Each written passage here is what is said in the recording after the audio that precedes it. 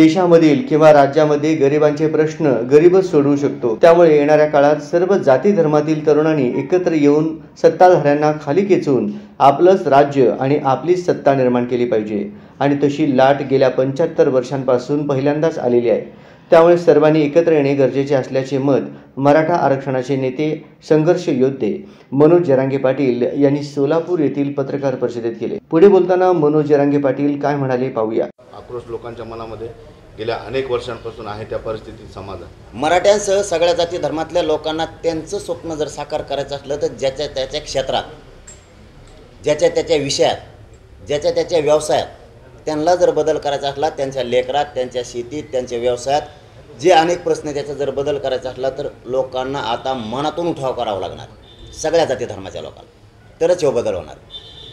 आणि गरिबांचेच पोरं सगळ्या जातीला न्याय देऊ शकतील, दुसरे कोणीच नाही। गरिबांचेच पोरं जर तिथं बसले तेच गरिबाला न्याय देऊ शकतात। त्यांना जातीवाद ही गोष्ट माहीत नाही।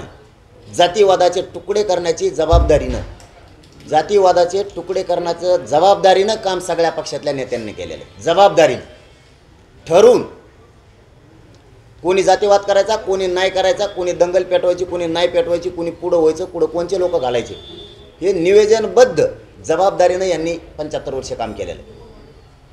गरिबाचे पोरं काम करणारे सगळ्या जाती धर्मातले जर तिथं गेले तर ह्यो महाराष्ट्रातला, देशातलं हे राज्य महाराष्ट्र असं असेल की जातीवाद पूर्ण बंद झाला आणि देशात महाराष्ट्र सगळ्यात पुढं गेला विकासाच्या बाबतीत सुद्धा। फक्त गरिबाचेच पोरं तुम्हाला तिथं बसावं लागणार आहे आणि सगळ्या जाती धर्मानं या नेत्यांचं नाही ऐकता आता जातीचे पोरं मोठे करायचे।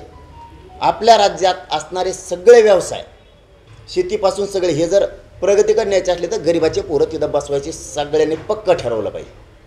100% बदल होणार आणि सगळ्यांच्या पुढच्या कायमच्या समस्यासुद्धा मिटणार। हे तुमचं स्वप्नच आहे, करणारच मी, सोडित नाही आणला वरगाड्याशिवाय। चल, धन्यवाद।